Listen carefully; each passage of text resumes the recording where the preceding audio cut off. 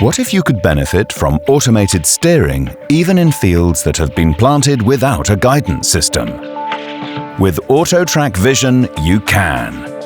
AutoTrac Vision uses a front-mounted camera to see early season corn or grain. It can see and detect early season row crops as soon as the advanced camera can differentiate between the crop row and the soil in between. It keeps vehicle wheels in the center between rows and reduces crop damage in fields that have been planted without an automated guidance system or which have inaccuracies due to implement drift while planting with a guidance system, or where guidance lines are not available. It even works at night. AutoTrac Vision lets you work faster with less crop damage at working speeds of up to 30 km per hour.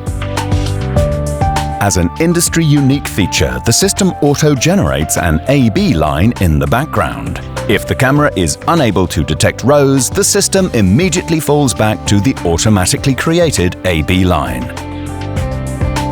AutoTrac Vision works if the crops are at least 10 centimeters high, but also works in higher crop conditions.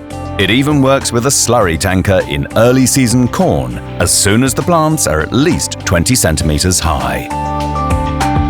Benefit from guidance without guidance lines. Get ahead with AutoTrac.